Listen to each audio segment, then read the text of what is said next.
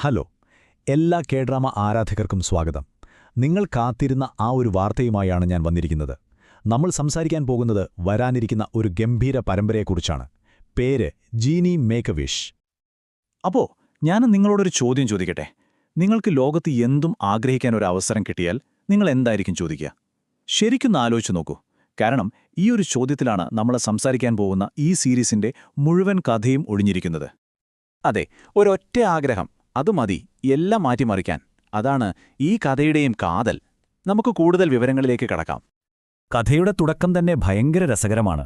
ഒന്നാലോചിച്ചു നോക്കൂ, 1000 വർഷം അത്രയും കാലം ഉറങ്ങിക്കിടന്നൊരു ജീനി പെട്ടെന്നൊരു ദിവസം നമ്മുടെ ഇന്നത്തെ ഈ മോഡേൺ ലോകത്ത് എഴുന്നേൽക്കുകയാണ്.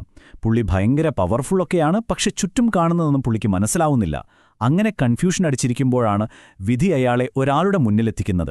സ്വപ്നം കാണാൻ പോലും മറന്നുപോയ, ജീവിതത്തിൽ ഒരു സന്തോഷവുമില്ലാത്തൊരു പെൺകുട്ടിയുടെ മുന്നിൽ. ഇവരുടെ ഈ ഒരു അപ്രതീക്ഷിത കണ്ടുമുട്ടലിലാണ് കഥയുടെ തുടക്കം. അപ്പോ ഈ കഥയിലെ പ്രധാനികളെ നമുക്കൊന്ന് പരിചയപ്പെട്ടാലോ? ആദ്യം നമ്മുടെ ജീനി. കിം വൂബിനാണ് ഇബ്ലീസ് എന്ന ഈ കഥാപാത്രത്തെ അവതരിപ്പിക്കുന്നത്. 1000 വർഷം പഴക്കമുള്ള മനുഷ്യരൊക്കെ എന്താ ഇങ്ങനെയെന്ന് കൗതുകത്തോടെ നോക്കുന്നൊരു പാവം ജീനി. ഇനി മറുവശത്താരാണെന്നറിയാമോ? നമ്മുടെ സൂസി. കീ കായങ് എന്ന കഥാപാത്രമായിട്ടാണ് സൂചി എത്തുന്നത്. ഭയങ്കര ഏകാന്തത അനുഭവിക്കുന്ന, സ്വന്തം ഇഷ്ടങ്ങളൊക്കെ മനസ്സിലൊതുക്കി ജീവിക്കുന്നൊരു പെൺകുട്ടി. അപ്പോ തീയും വെള്ളവും പോലെ വ്യത്യസ്തരായ ഇവർ രണ്ടുപേരും കണ്ടുമുട്ടുമ്പോൾ എന്തായിരിക്കും സംഭവിക്കുക? അവിടെ പ്രണയമുണ്ടാകും, പിണക്കങ്ങളുണ്ടാകും, എല്ലാം കൊണ്ടും ഒരു ഒന്നൊന്നര കോംബോ ആയിരിക്കും. കഥയുടെ ഒരു ടേണിംഗ് പോയിന്റ് എന്ന് പറയുന്നത് അവൾക്ക് കിട്ടുന്ന 3 ആഗ്രഹങ്ങളാണ്. പക്ഷേ ഇതൊരു അലാവുദ്ദീന്റെ കഥ പോലെ ആഗ്രഹം പറഞ്ഞു, സാധിച്ചു, കഴിഞ്ഞു, അങ്ങനെയല്ല. ഇവിടെ ഓരോ ആഗ്രഹവും അവൾക്ക് സ്വയം മനസ്സിലാക്കാനുള്ളൊരവസരമാണ്.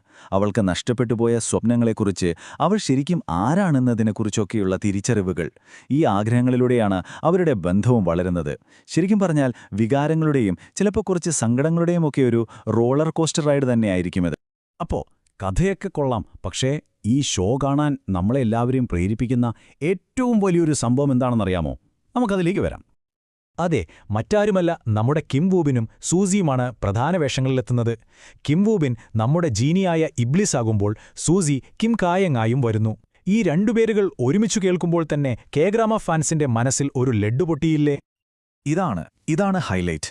അൺകൺട്രോളബിളി ഫോണ്ടിൽ ഇവരുടെ കെമിസ്ട്രി കണ്ട് കണ്ണ് നിറയാത്തവരായി ആരും ഉണ്ടാകില്ല, അല്ലേ? ആ ഒരു മാജിക്, അത് വീണ്ടും സ്ക്രീനിൽ കാണാൻ പോകുന്നു എന്ന് പറയുമ്പോൾ, വർഷങ്ങൾക്ക് ശേഷം ഇവർ ഒന്നിക്കുമ്പോൾ ആ പഴയ കെമിസ്ട്രി ഇരട്ടി ശക്തിയോടെ തിരിച്ചുവരുമെന്ന് ഉറപ്പാണ്. അതിനുവേണ്ടി തന്നെയാണ് എല്ലാവരും കാത്തിരിക്കുന്നത്. ഇനി അഭിനേതാക്കൾ മാത്രം ഗംഭീരമായാൽ മതിയോ? പോരല്ലോ.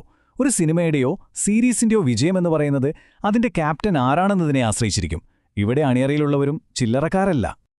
ഇതിന്റെ തിരക്കഥ എഴുതുന്നത് ആരാണെന്ന് കേട്ടാൽ നിങ്ങൾ ഞെട്ടും. കിം ഉൻസുക്. അതെ, ഗോബ്ലിൻ എന്ന എക്കാലത്തെയും ക്ലാസിക് നമുക്ക് തന്ന ആൾ. ദി ഗോറിയിലൂടെ നമ്മളെ ത്രില്ലടിപ്പിച്ച അതേ എഴുത്തുകാരി. അപ്പോ കഥയുടെ കാര്യത്തിൽ ഒരു കോംപ്രമൈസും ഇല്ലെന്ന് ഉറപ്പായില്ലേ? കൂടെ ഗംഭീര വിഷ്വൽസ് തരുന്നതിൽ പേരുകേട്ട ആൻ ഗിൽഹോയുടെ സംവിധാനവും. ഈ ഡ്രീം ടീം ഒന്നിക്കുമ്പോൾ പിന്നെ വേറൊന്നും നോക്കാനില്ല. ഇതുകൊണ്ടും തീർന്നില്ല. പ്രൊഡക്ഷൻ സൈഡിൽ നോക്കുവാണെങ്കിൽ സ്റ്റുഡിയോ ഡ്രാഗൺ, വാ ആൻഡ് ഡാം പിക്ചേഴ്സ്, കെ-ഡ്രാമ ലോകത്തെ വമ്പന്മാരാണ് ഇതിന് പിന്നിൽ. അതുകൊണ്ടുതന്നെ വിഷ്വൽ ക്വാളിറ്റിയുടെ കാര്യത്തിൽ ഒരു സംശയവും വേണ്ട. ശരി, അപ്പോൾ ഈ ഷോ കാണാൻ നിങ്ങൾ റെഡിയായി തുടങ്ങി എന്ന് എനിക്കറിയാം. അപ്പോൾ കുറച്ച് പ്രാക്ടിക്കൽ ഡീറ്റെയിൽസ് കൂടി നോക്കാം, അല്ലേ? ഈ മനോഹരമായ കഥ നമ്മളിലേക്കെത്തുന്നത് വെറും 13 എപ്പിസോഡുകളിലൂടെയാണ്. ഓരോ എപ്പിസോഡും ഏകദേശം 1 മണിക്കൂറുണ്ടാകും.